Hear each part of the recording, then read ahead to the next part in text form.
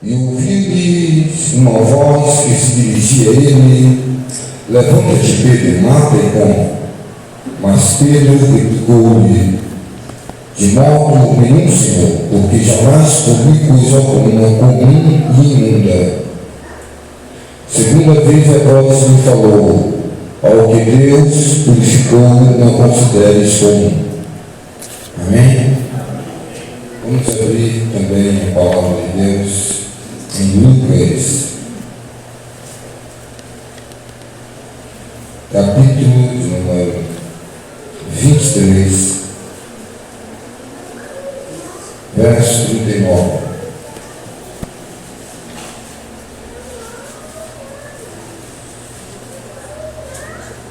Lucas, capítulo 23, verso 39. Um dos malfeitores crucificados blasfemava contra ele, dizendo: não és tu o Cristo? Salva-te a ti mesmo e a nós também.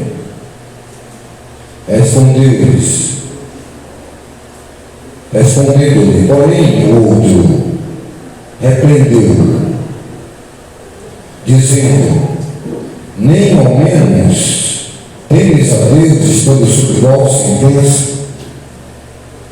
Nós, na verdade, com justiça, porque recebemos o castigo que os nossos atos merecem.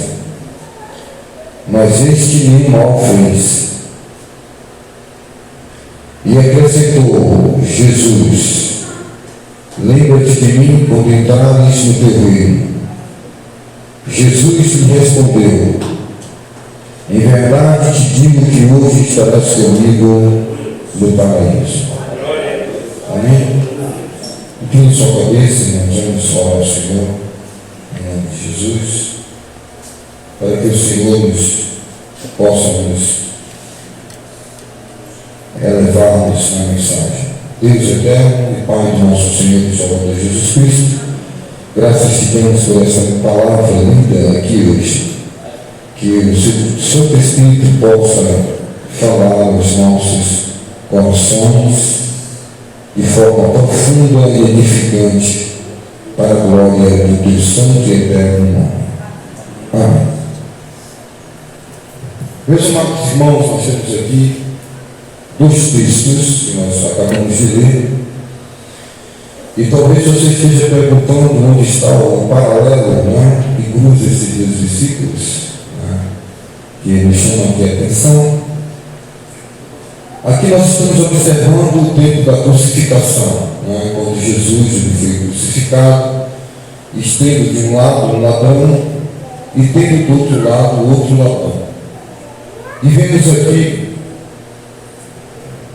esse garotinho hoje está, né, até que ele aqui não, né, deixa ele pertinho, está quietinho, está conversando com o Daniel ali, com o Espírito de Deus. Deixa ele aí, vamos deixar, vamos perceber. Amém? E ao lado do Senhor Jesus havia ali um malfeitor e havia um outro malfeitor. Eles estavam ali condenados e a igreja ela percebe isso muito bem. Toda vez que você está lendo a palavra de Deus, você está observando que havia um ladrão à esquerda e um ladrão à direita. Um dos ladrões ali à esquerda está acusando Jesus. Em determinado momento, Jesus ele clama, né, Elias, o Eli, né, porque me abandonaste. E um dos ladrões da esquerda olha para Jesus e diz: olha só, você salvou tantas pessoas, você curou tantas pessoas, né? Salva-te a ti mesmo. Né? Aí, se você descer dessa cruz aí, você fazer uma oração nesses pregos no carro da sua mão, eu vou descer da cruz, né? Você vai descer da cruz, aí eu vou crer, né, que você é o Filho de Deus. A primeira coisa que nós aprendemos aqui é que Jesus ele não tem nenhum desejo de provar nada a ninguém. Ele não quer provar ao ladrão da esquerda que ele é o Filho de Deus. Tudo está determinado e tudo está decretado por Deus. ali, à sua mão esquerda, está um ladrão que representa a classe dos perdidos aqui na terra. Está ali a semente de Caim, está ali, né, os homicidas, está ali a classe da semente que foi plantada pelo diabo no jardim ali do Éden, a semente do mal está ali. Os filhos de Caim está ali representado à esquerda. Porém, nos chama a atenção o homem do lado direito. Ele sai em defesa do Senhor Jesus. Eu posso ficar imaginando, né, o que Jesus, como homem, porque ele, como Deus, sabe todas as coisas, em determinado momento da sua vida, Jesus, ele mostrava que estava um corpo corruptível. Ele estava como homem. E naqueles exatos momentos ele tinha sede. Ele, em determinado momento, sentiu o peso da cruz, caiu sobre o peso dela. Em determinado momento, o Senhor Jesus ali, no Horto das Oliveiras, quando clamava, sentiu o peso da responsabilidade, pediu para que Deus afastasse humanamente aquela provação, aquele cálice amargo, mas se compenetra e entende que ele precisa ser o Cordeiro de Deus que tira o pecado do mundo, e que o Senhor seja feito a tua vontade em vários momentos de sua vida. Quando os discípulos perguntam, Senhor, quando há de ser o dia da sua vinda? Ele, como um homem, diz, eu não sei, nem os anjos sabem, nem o dia nem a hora, mas ele aponta para o Pai. O Pai que está no céu sabe. Ali ele se mostra como homem, sendo Deus, mas não toma posse, não toma a mão de ser Deus. E Paulo ele compreende isso quando ele fala aos Filipenses que Deus, o Senhor Jesus, não se outorgou, não se ufanou de ser Deus, mas tomou o formato corpóreo do homem e se humilhou-se a si mesmo, sendo servo.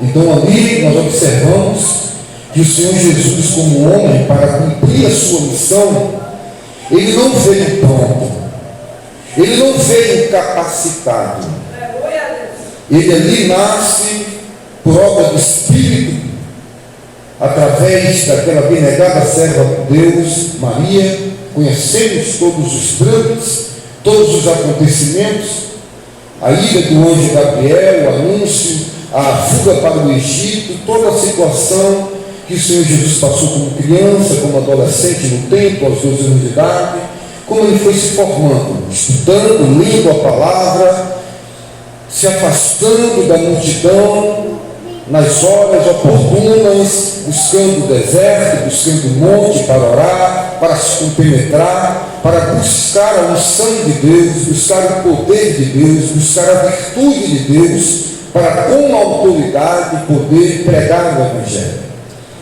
Em muitos momentos nós observamos ele no monte orando, e quando ele descia do monte, ali havia uma multidão. Algumas vezes, umas daquelas pessoas da multidão disseram para Jesus: olha, Senhor, nós trouxemos a nossa filha, nosso filho que cai endemoniado, né? O demônio joga na água, joga no fogo, ele debate, joga por terra. E o Senhor Jesus, olhando para aquela mãe, aqueles pais, ouvindo o que eles diziam, eles disseram: nós trouxemos para os seus discípulos e eles não puderam expulsar. E Jesus ali explica, não só aos discípulos, mas toda a multidão, e nos deixa esse ensinamento. Quando Jesus disse: existe casta de demônios que só são expulsos, repelidos, com a autoridade daqueles que oram e jejuam. Em outro momento, Jesus dizia para os discípulos: vai chegar um momento que vocês vão precisar jejuar. Vai ser você retirado e vocês vão precisar agora de um poder, de uma capacitação maior. Mas essa capacitação deve ser buscada, deve ser uma entrega total. E nós observamos como é diferente a vida de um irmão para o outro. Daqueles que são compelidos pelo poder do Espírito Santo. Daqueles que têm uma vida movida no dínamo palavra essa grega que significa poder. São aquelas pessoas que vão se reunir em Jerusalém, passam 100 dias orando, jejuando, esvaziando-se das coisas carnais, dos pensamentos, das coisas deste mundo e se concentrando em Deus para receberem dos céus o poder, o dínamo, a capacitação. Fica em Jerusalém. Ali Jerusalém era um símbolo de que eles deveriam ficar na incubadeira, ficar ali na espera de que viesse sobre eles o poder para que eles pudessem agora anunciar o Evangelho, pregar o Evangelho. Foi falado aqui sobre ir de pregar o Evangelho. Uma das nossas irmãs tem um testemunho que ela sentou-se sobre aquele lugar e ouviu a voz de Deus e estava em um patamar espiritual, estava com seus ouvidos afinados, em ressonância, em frequência, em uma dimensão para compreender ali a obra de Deus naquele momento. Obviamente, para que ela ouvisse essa voz de Deus, ela precisava estar com uma determinada intimidade com Deus. Eu quero aqui falar sobre uma escala. Quem sabe, na escala de 1 a 10, você só passa a compreender algumas coisas quando você chega no degrau 5. Né? Uma pessoa pode chegar no degrau 5 em 3 meses de crente, 2 meses de crente, até um dia de crente. Depende da entrega que ela tem. Existem pessoas que têm um belo testemunho. Eu matei, eu roubei, eu insultei, eu dei murro, eu briguei, né? E teve um encontro com Cristo, porém não deu sequência a essa busca.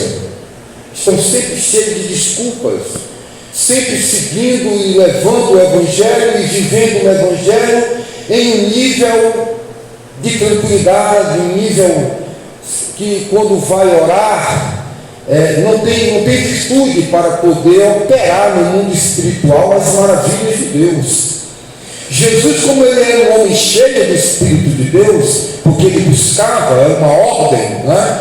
Enchei-vos do Espírito, né? É algo que depende tão somente da minha entrega, da minha dedicação. É uma pessoa apática, uma pessoa magra, uma pessoa sem apetite, uma pessoa anêmica, uma pessoa doente. Ela está doente.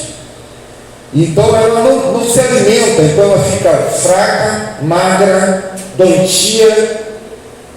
Ali, uma pessoa que não tem apetite. Assim também no mundo espiritual, existem pessoas que são fracas, anêmicas, é um bom órgão.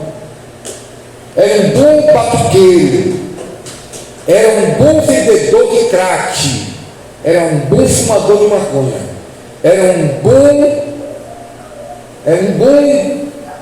uma boa pessoa que dava espetáculo, que tinha um altar, que produzia um altar maravilhoso, que dava 10.000 quiabos para o diabo. Era bom em tudo isso, por exemplo. Levava e comprava cachaça, pinga, e quando todo mundo estava lá na praça, ele chegava e patrocinava e pagava.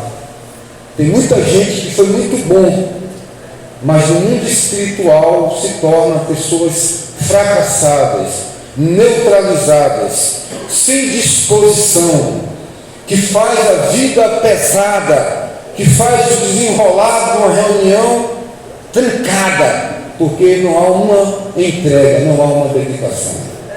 E Jesus nos ensina isso, nas horas oportunas, as madrugadas, à noite, o dia, no deserto, no monte. E quando ele descia do monte, ali havia uma multidão na expectativa de ser curada, na expectativa de tocar nele e receber essa virtude que emanava dele.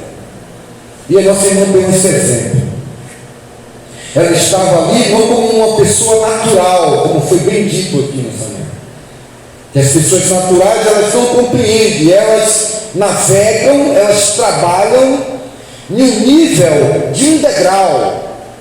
É um carro motor 1.0, que com 5 pessoas não sobe a ladeira do Catitu. Ela precisa turbinar. E Paulo escreve em 1 Coríntios capítulo 14, verso 1, se não me falha a memória. Buscai com zelo, com dedicação, com entrega. E esse zelo foi o que foi dito pelos profetas: o zelo pela casa do Senhor, pelas coisas do Senhor, o consumirá, levará ele à morte. E foi justamente esse zelo que o Senhor Jesus tinha, essa dedicação, essa entrega total. E aqui nós observamos que Jesus, naquele momento na cruz, como homem, jamais poderia imaginar, calcular como homem, jamais poderia ter uma ideia como homem, que ao seu lado estaria um ladrão à sua mão esquerda, e a sua mão direita estaria o outro ladrão. Ele jamais planejou, calculou ou imaginou como um ser humano, eu e você que está aqui, não imagino que vai acontecer daqui até meio-dia, não tem ideia, ali Jesus como homem. E ele ali atenciosamente, no meio de toda dor, no meio de toda a pancada que recebeu, suas costas em carne viva, a sua disposição espiritual, a sua ligação com o Pai total, via naquele exato momento, como pregoeiro da justiça, que algo ali ainda pode acontecer. Aleluia, Deus. E vai acontecer. E ele observa a fala da esquerda, sempre trevas, sempre pensamento negativo, fruto do mal. Como pode ser falar coisas boas se dentro de vós só tem coisas maus? Não se pode colher da esquerda ali, não se pode colher daquele ladrão nada mais do que aquilo que ele tem para dar: espinhos, cardos e abrolhos. Porque de uma árvore mal não se colhe frutos bons. Essa é a natureza daquele homem. Do lado também um homem com a mesma natureza, a natureza do primeiro homem, Adão, um homem não inocentado.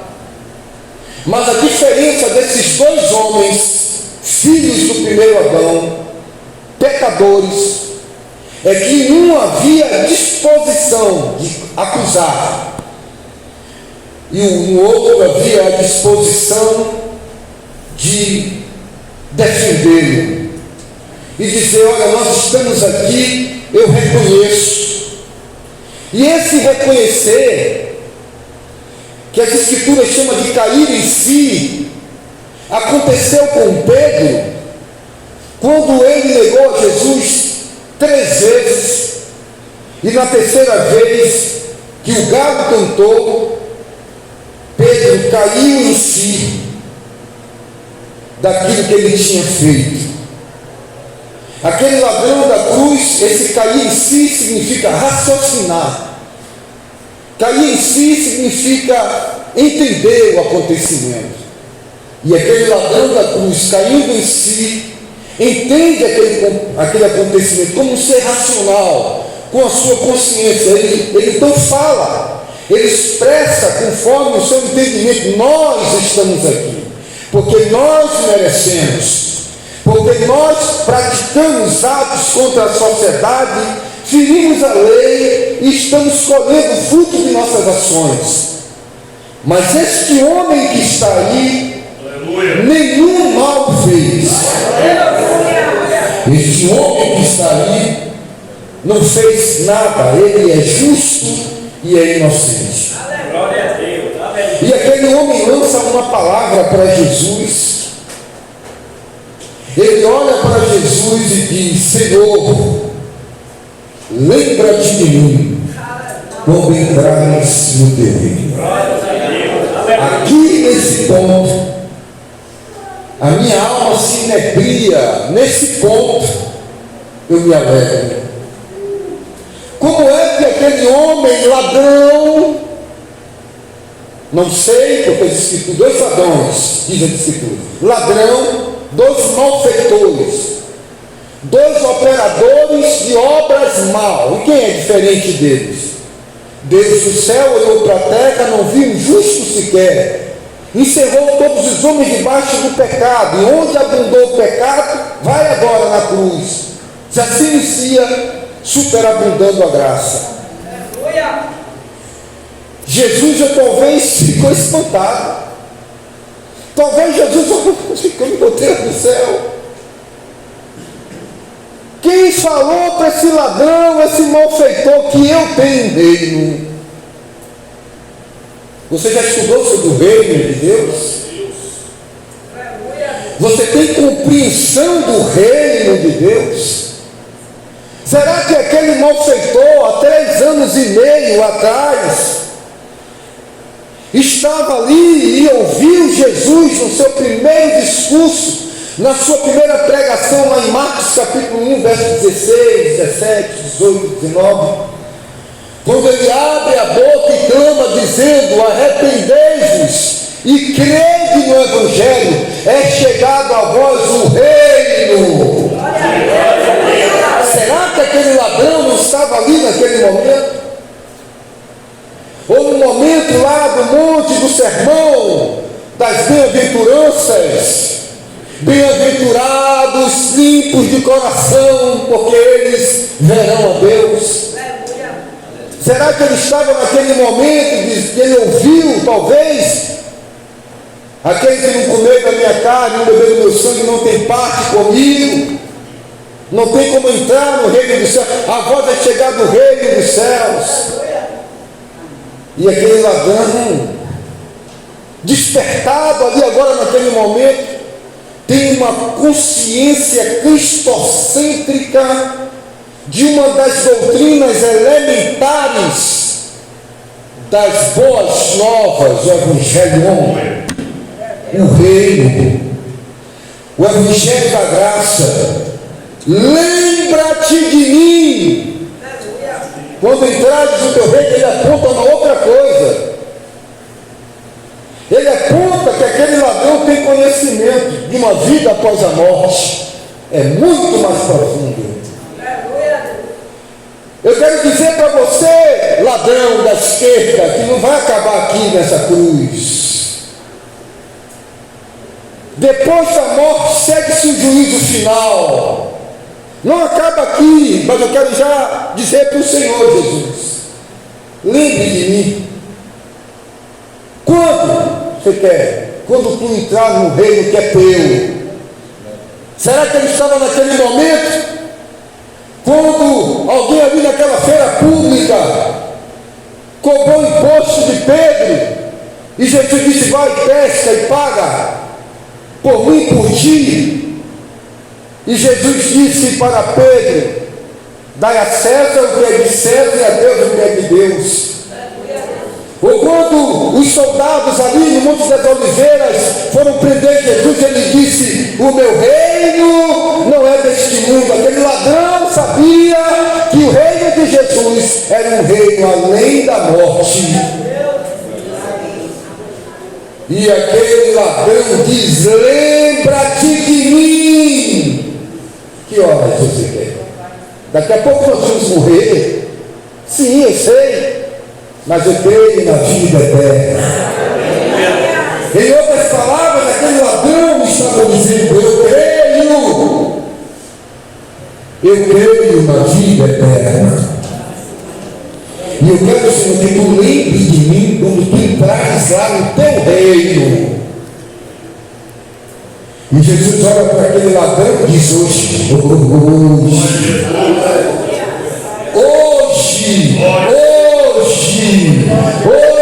mesmo tu estarás comigo, passeando no reino, nos pastos verdejantes, porque eu sou a porta, e quem passa por mim encontra pastos verdejantes.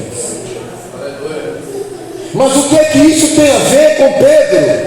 Lá em Atos, pastor,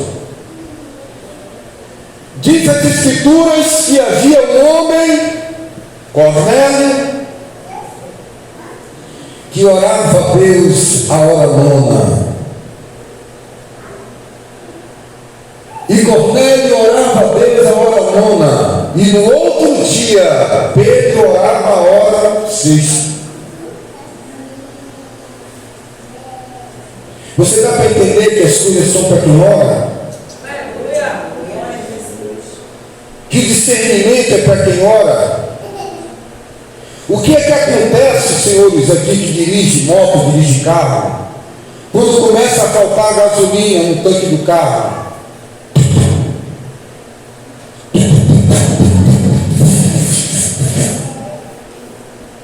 O que é que acontece quando as velas do carro começam a ficar sujas? O carro fica como? Fraco. O carro fica sem força para subir, mesmo você botando uma marcha de força. Quando o carro vem pesado, irmão Mateus, para subir a ladeira, e ele perde a força na velocidade, vem na marcha 3, você reduz para a segunda no meio da ladeira, o carro perde a primeira. Em que dimensão de degrau você está? Aleluia, Deus. Hã? Glória a Deus. Você não percebe que você está um corpo fraco? Que você não tem força para expulsar demônios? Que você não quer sair do mobral porque você resiste a uma vida de oração? Aleluia. Que é por isso que você se envolve em fofoca? É por isso que você anda nesses grupinhos? Que é por isso que você fica olhando a vida do outro, porque você não tem tempo para orar? Porque quem não trabalha, dá trabalho, fica numa esfera condenando quem fala em línguas, quem dança no espírito, quem profetiza, quem prega, porque você está numa dimensãozinha, ó, que não entrou ainda em Jerusalém, Aleluia. não passou pelos 100 dias orando, e aí fica sempre com um tanque vazio, irmão Cláudio, fraquinho, tem que tomar um mingauzinho de cachorro, de farinha, não aguenta bater no mocotó, seguro, vai desandar o intestino, vai dar diarreia. Olha, Pedro, vem cá. Eu tenho 12 discípulos, mas Pedro, venha. Você tem uma coisa positiva. Você é audaz. Você é corajoso. Você não tem medo. Glória a Deus. E Deus não nos deu o espírito de medo, Mateus. Aleluia. Venha, Pedro. Você não está convertido, não está preparado. Mas venha. Venha você, João, homem de amor. Venha você, Tiago, vamos subir ao Monte Tabor. E vamos orar agora. Aleluia. Os outros 9 ficam aqui. Deus não faz acepção de pessoas, mas Ele sabe quem Ele escolhe. Ele sabe com quem Ele pode contar. E aqueles homens subiram o Monte Tabor, e quando começaram a orar, havia algo dentro deles, que eles podem ver o semblante de Jesus resplandecer, e ali aparecer Moisés e Elias. Pedro pula de um lado, Pedro pula de um outro. Estavam em um degrau que pôde compreender uma manifestação espiritual. Daniel orava e estava num patamar espiritual que o anjo falou com ele. Pedro orava na prisão, a igreja orava em casa, e o anjo entrou, arrancou as correntes. Pedro calça a sandália, Pedro sai para fora, e quando Pedro chega na casa dos irmãos que estão orando, porque tem gente que ora, e mesmo orando muitas vezes humanamente não crê no milagre, e Pedro orando, e a igreja orando, e quando Pedro chamou, alguém disse: é a voz de Pedro, é o anjo dele que está aí. Isso já é um outro mistério, eu não vou entrar aqui. É o anjo dele que está aí. Quando abriram, era Pedro. A jovem que foi abrir não acreditou, pulou. Acredite na oração, porque a oração do justo pode muito ser efeitos. Não desista. E Pedro ali foi orar a hora terceira do outro dia. E nesse intervalo entre a hora nona, onde Cornélio estava orando, e Deus enviou um anjo para falar com Cornélio. Entende o mistério? Entende o mistério? Aleluia. Que enquanto ali o nosso irmão Cornélio foi orar, e diz as Escrituras, que estando esse homem observando claramente durante uma visão cerca da hora 9 do dia, um anjo de Deus se aproximou dele e lhe disse: você acredita que tem anjos em todos os lugares? Onde é que aquele anjo estava? Diz que o anjo se aproximou dele, estava perto dele, estava na casa dele, estava no bar da esquina, na praça. Diz que o anjo se aproximou, estava um pouco afastado, mas chegou para perto dele. Aleluia. E disse, fixando os olhos. E Cornélio ficou com temor diante daquela coisa. Um anjo de branco, alto, olhou dentro do olho dele. E Cornélio então perguntou: que é, Senhor? Como é que Cornélio sabe quem é? Cornélio é um homem de intimidade. Olha para aquele ser e disse: o que é, Senhor, que tu queres? Ele sabe que ali não é uma pessoa comum. Ele tem uma dimensão espiritual. E o anjo diz para ele: as tuas orações, as tuas obras, as tuas esmolas subiram para a memória de Deus. Subiram, chegaram ao conhecimento de Deus. Nota a expressão subir. O que se faz aqui no mundo material sobe, seja o mal, seja o bem. Sobe as tarimas de Deus. Então aquele homem diz: envia mensageiros a uma cidade marítima chamada Jope, e lá fala com aqueles homens para chamar Simão. O sobrenome dele é Pedro, porque tem muito Simão. Ele está hospedado também na casa de um outro homem que o nome é Simão, mas o que você vai chamar é o Simão que tem como sobrenome Pedro. Simão Pedro, ele está na casa de Simão Pescador, na beira da praia. Logo que o anjo se retirou, chamou então Cornélio 2 homens e um soldado piedoso dos que estavam no seu serviço, e havia contado tudo, enviou a Jope. Aqueles homens saíram daquela cidade e foram caminhando.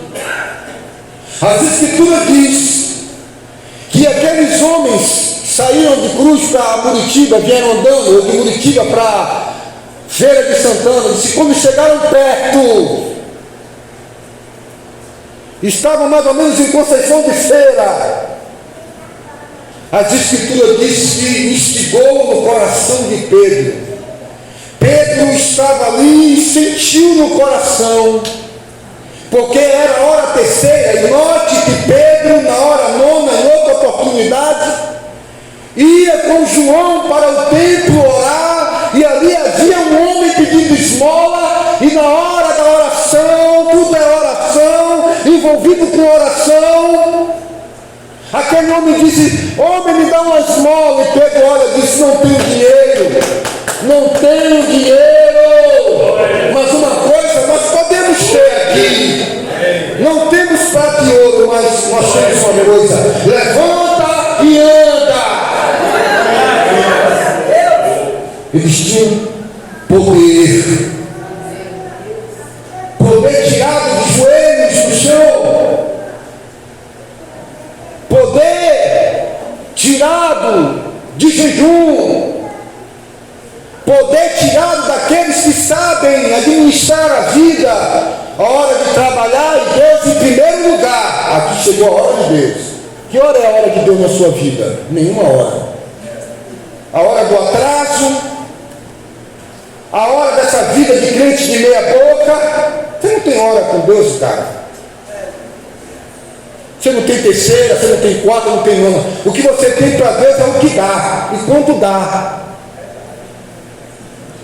E quando dá, e quando é a hora estabelecida pelos homens, por exemplo, um culto foi estabelecido, aí você vai, quinta, ou terça, ou domingo, quando não atrasado. É as horas estabelecidas pelos homens. Agora, a sua hora íntima e particular, que só você pode marcar no relógio de Deus, você não tem nenhuma. Tem um dia, não tem o outro. Não tem tempo, mas tem para o trabalho, tem para mamon. Essa é a forma de seguir a mamon, tem que lhe dizer isso. Será que você está seguindo a Deus? Porque faz parte de uma republiqueta evangélica? E naquela hora da oração, eles já estavam cheios, porque é quando você se enche que você tem vontade das coisas de Deus. É quando você está cheio que tem vontade de pegar a Bíblia e entrar no ônibus dizendo: eu fui salvo, eu fui liberto. Grandes coisas seja o Senhor por mim. É o estar cheio que dá vontade de estar mais cheio. Uma medida sacudida e transbordante. Um homem procurou o pastor e disse: pastor, olha, tem uns irmãos aí que estão bebendo. Sei que não é pecado beber, mas eles estão se embriagando.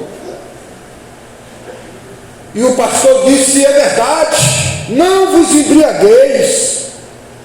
Mas para você falar deles, vocês também têm que entender que você não está embriagado, mas não está cheio do Espírito. Tanto que se embriaga como se está vazio, está em pecado. Porque está em desobediência. Enchei-vos. É uma ordem imperativa. Enchei-vos. Não tem visão. Por que não tem visão?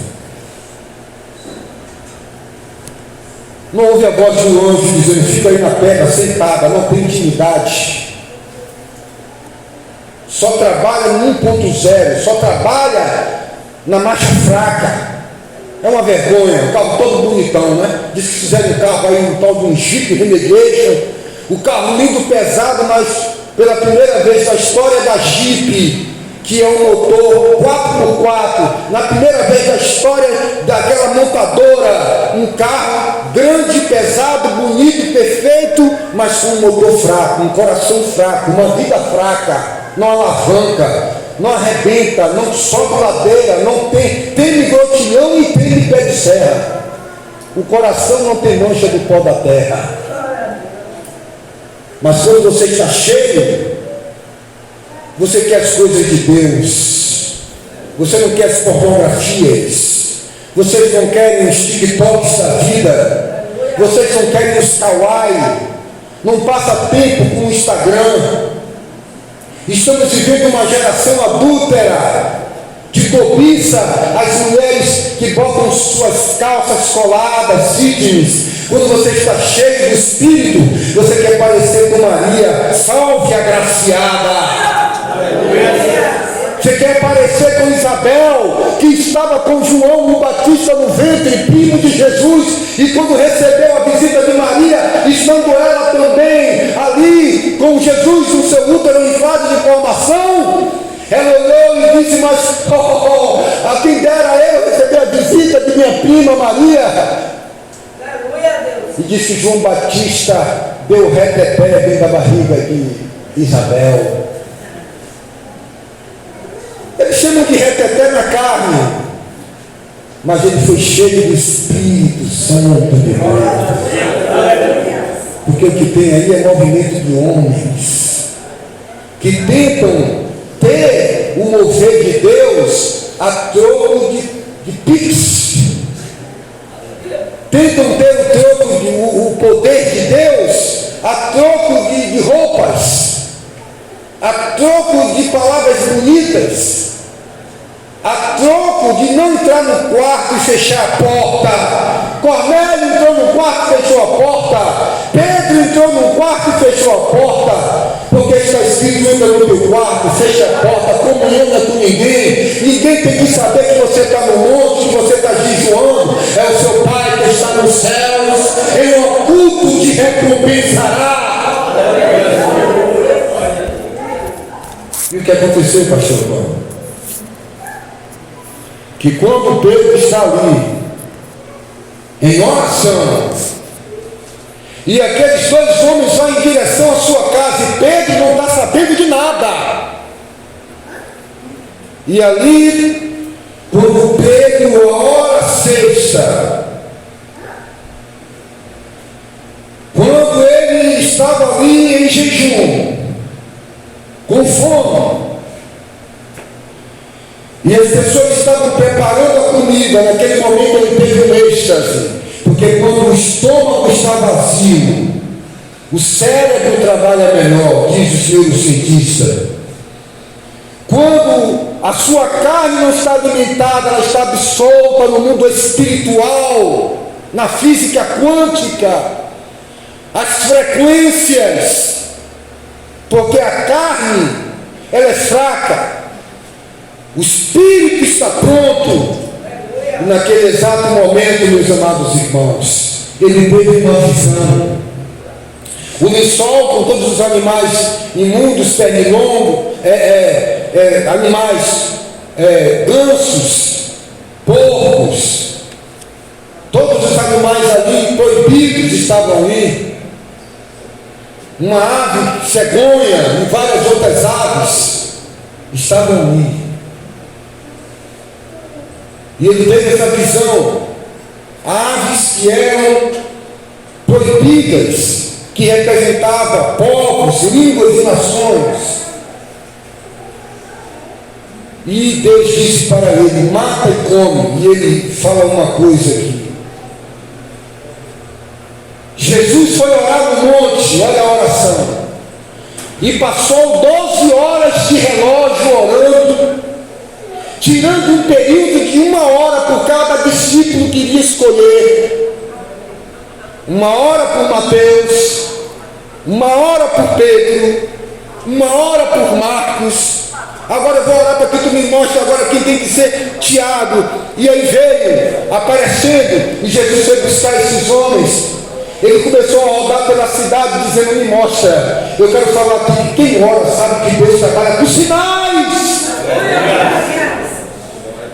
Deus olhou para João Batista, que vivia no deserto, no jejum, não andava na vaidade das roupas, preocupado em alimentar o sistema das engrenagens mundâneas. E as Escrituras dizem que Deus falou com João Batista que ia dar um sinal de quem era o Filho de Deus. E quando apareceu ali o Nazireu, Jesus, no meio de muitos homens, e que quando Jesus colocou os pés das águas, João Batista olhou para ele e disse: eu que deveria ir até a ti, e tu vens até a mim.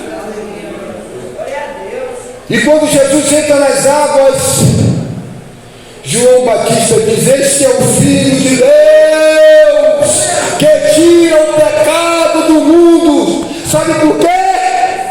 Porque Deus disse que ele dá um sinal, aquele cujo qual a pomba descer em forma corpórea. Esse é o Filho de Deus. Glória a Deus, aleluia. E Deus trabalha com sinais. Deus não trabalha com pessoas comuns. Você sabe quem é a pessoa comum no céu? É a pessoa que não ora, irmão Deus. É a pessoa que não busca as coisas espirituais. É comum. Mas quando Daniel, um homem muito excelente, orava, e o anjo veio falar com ele, o anjo disse: o homem conhecido no céu não é pela teologia, tu é conhecido no céu não é por dominar a filosofia do período socrático, você é conhecido no céu não é porque você tem carro e casa e anda de roupa bonita. Eu estou lhe dando um título aqui, não é de PhD. O título que eu estou lhe dando aqui é de HMA, homem muito amado. Nós vamos aqui lá do céu, amiguinho. Nós entramos na oração, no jejum, na intimidade. Os anjos batem palma para você. De intimidade na oração. E Jesus orou para que Deus mostrasse, não homens comuns, mas homens que tivessem coisas especiais. E por que o Senhor diz isso, pastor? Porque aqui me revela um homem não religioso, mas um homem temente. Ele não saiu escolhendo homens da esquerda, ladrões incompenetráveis, ladrões inverterados que nunca vai se converter. E Pedro aqui nos dá uma revelação de Senhor, eu nunca desobedeci.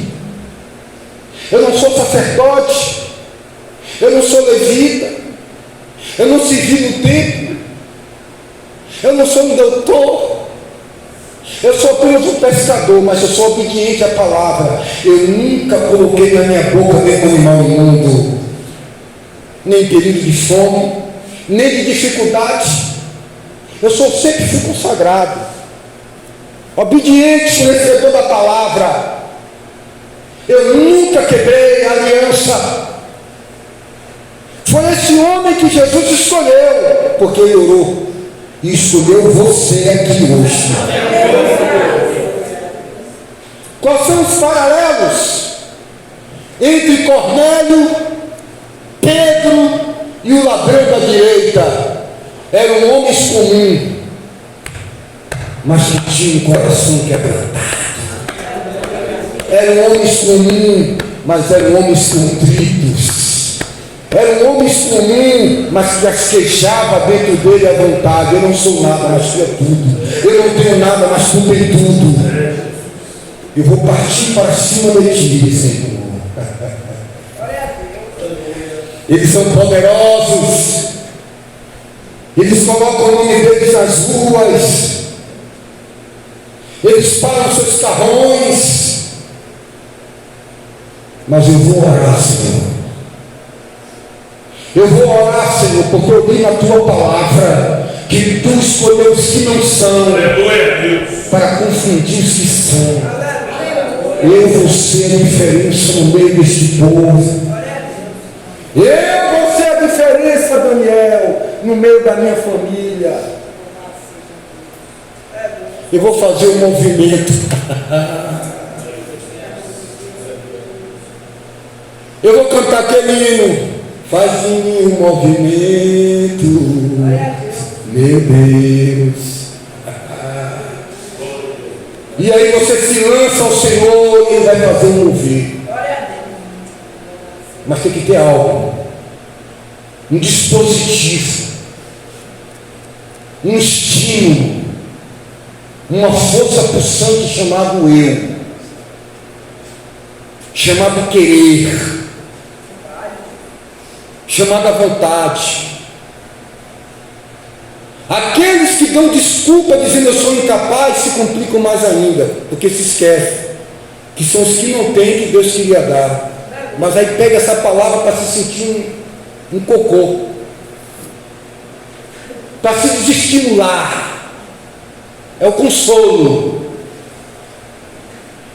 Quando Deus sempre escolhe o menor da casa, o Davi, o Gideão, o José. Deus pega o menor. Deus tira o Moisés dentro de um cesto no rio Nilo para manifestar a sua glória. E ali, meus amados, fechando essa mensagem, Pedro passa a entender, irmãos, que Deus não faz acepção de pessoas, mas aquele que se coloca na presença do Eterno vai subir. As suas obras, a sua oração vai subir. Eu disse para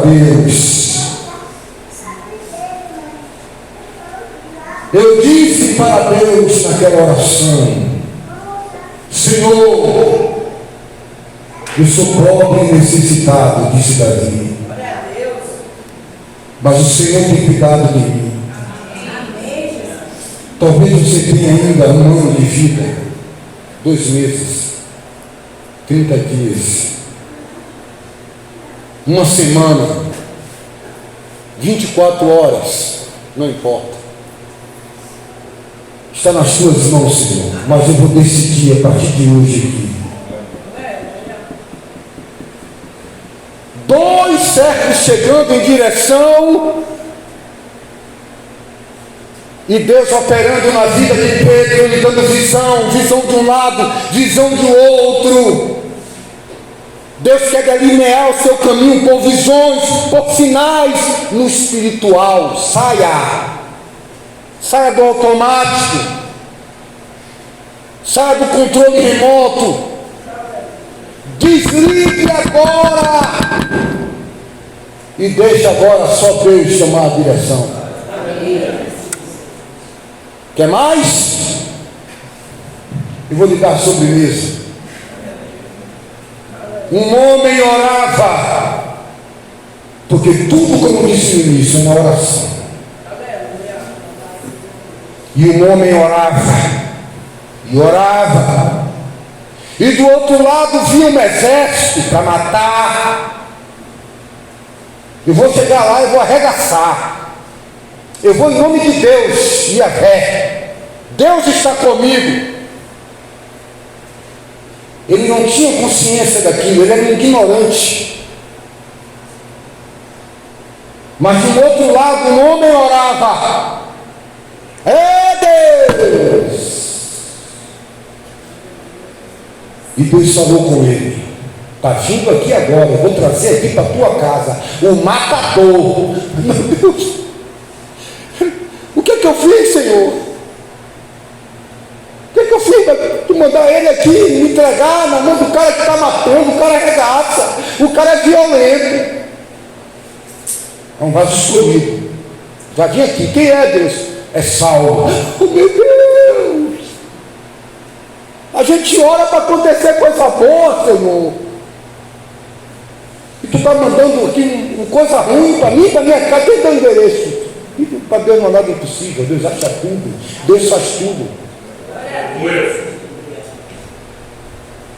Ananias, pula de um lado, pula do outro. Deus disse: tu vai botar a tua mão, rapaz, em cima da cabeça dele. Porque mão se bota na cabeça de quem Deus manda. E não é sair por aí impondo as mãos precipitadamente. A poder no toque. É na oração que Moisés levantava as mãos. Eu não estou dizendo a você, não entendeu o mistério? É na oração mesmo. Entenda! E quando Moisés levantava as mãos em oração, o povo de Deus ganhava a batalha. Quero que meu povo levante as mãos para o alto e ore ao Pai em todo lugar. Está repreendido. Eu ando assim, meu amigo. Tem que ter alguém aqui para que manifeste a obra de Deus. Tem que ter alguém aqui nessa praia, sentado nessa pedra, para que a cabeça daquele homem não voe. Alguém tem que estar ali. Se ponha na hora certa, no lugar certo. Filipe orava e Deus arrebatou Filipe, para que ele estivesse na hora certa, no lugar certo. Só está na hora certa, no lugar certo, quem está orando. Ananias, tu vai botar a tua mão, rapaz. Poder é aí. O que é que você quer comigo, seu incircunciso? Do outro lado, o que você vem para mim? Eu sou algum cachorro? Eu sou algum soldado fuleiro para você vir lutar comigo, seu mosquito? Um pedaço de pau e pedra. Você vem a mim com armas, você vem a mim com intelecto, você vem a mim com dinheiro no banco, você vem a mim dando uma guia intelectual cheio de diploma. Mas eu não. Você não mexeu comigo, não. Aqui eu não estou defendendo a minha honra. Aqui eu não estou batendo boca com ninguém. Você não é meu inimigo, não. Você é inimigo do Altíssimo. Você vem com tudo isso aí. mas eu vou em direção, eu vou em direção a você, não é me esquivando no meu conhecimento, porque está escrito, não seja sábio aos teus próprios olhos. Meu filho vai escrever isso lá na frente, meu filho vai escrever, eu tenho um filho chamado Salomão, ele vai escrever, escreve meu filho, não seja sábio aos teus próprios olhos, teme ao Senhor e aparta-te do mal. Você vem com tudo isso aí, mas a luta não é contra a carne nem contra o sangue, você não tem nada a ver, é o demônio que está aí por trás de você, e eu vou com você agora, mas não é ele, mas é o que está comigo. Eu vou em nome de Jeová Sabaote, o Deus, o Senhor dos Exércitos. E hoje mesmo darei teu corpo aos adúlteros, às aves de rapina. Ananias põe a mão sobre a cabeça dele e as escamas dos seus olhos vai cair. Eu quero perguntar a você nessa noite, como é que vai ser? Como é que vai ser daqui para frente? Você vai vir aqui contar a historinha da Bíblia? Vai vir com esse nana neném? Passa a semana toda sem ler a Bíblia, passa a semana toda sem orar, recebe uma oportunidade na igreja, vai no hospital pregar, vai na rua pregar, fazer cócega em demônio, já tem buscado o batismo do Espírito Santo, o revestimento, a autoridade, está preocupado com o quê? Em aumentar a conta no banco? Isso é segundo plano, meu irmão. O Espírito de Deus pergunta para você nessa manhã: você vai ser motor 1.0 ou você vai turbinar o motor para 2.0, 5.1, 4.8? Tração nas 4 rodas, jamanta, 26 marchas, 22 pneus, ou vai ficar cheio de dor? O poder curativo do Espírito no teu corpo. E se tiver doente, como Timóteo, que tinha um problema de gastrite, a doença não vai impedir não o poder de Deus. É com doença ou sem doença que Deus será glorificado na tua vida. Como é? Você já produziu mais, e agora? Vai produzir o quê? Porque com 80, 120 anos será novo na minha presença. Os jovens se cansarão, mas os velhos renovarão suas forças, subirão como asas de águia. É preguiça? É acomodação? Ou é esse discursinho de desculpa? Põe a mão sobre o seu coração, eu quero orar por você. As escrituras sagradas, as escrituras não, há um testemunho que diz que um irmão teve um infarto e foi para o hospital. E lá no hospital, aquele homem de Deus, cantor, aqui no Brasil, entre a vida e a morte, achava ele um infarto, os aparelhos, e aquele cantor cristão entrou na UTI, e ali quando ele estava na UTI, dizendo: é minhas últimas, ó Deus, homem fiel, de intimidade. E irmã Suede, entrou um anjo e começou a ditar para ele uma música que eu canto e gosto muito.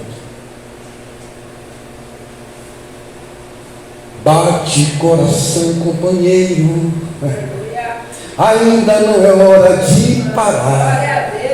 Bate, bate, bate coração, porque eu preciso tanto de você. Bate coração, companheiro, ainda não é hora de parar. Sei que a estrada é muito longa, juntos temos muitas almas para ganhar. Sei que a estrada é muito longa, juntos muitos temos muitas almas para ganhar. Coração amigo, milhões estão orando por você. Oração, desperta você, não pode morrer. Sozinho nada faço sem você. Jesus está dizendo sem você. Coração amigo, você precisa se reanimar. Você precisa se reanimar. Chegou a hora de parar. Deus falou com você, pastor Antônio. Desperta, meu irmão. Coração amigo, milhões estão orando por você. Desperta, você não pode morrer. Sozinho nada faço sem você. Oremos a Deus. Em nome de Jesus, eu tenho que compreender que a chave que liga e desliga neste mundo espiritual é a oração.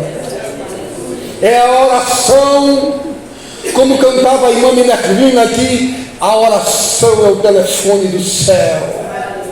Diz que uma vez, diz que duas ou três, se não atendeu, telefone outra vez. Persevere em oração, perseverai em oração, orai sem cessar. Aleluia. E eu preciso agora, nessa geração corrupta e perversa, dobrar o meu joelho no chão, interceder, orar com súplicas intercessórias, para que eu possa ver o sobrenatural de Deus, para que Deus se manifeste na minha casa, no meu lar, no sobrenatural.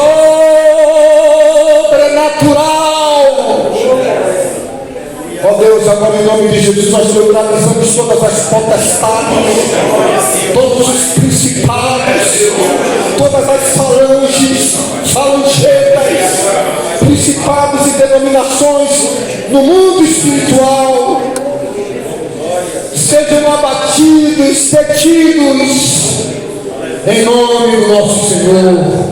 Eu coloco em tuas mãos a vida do irmão Adelso, mais um ano de vida.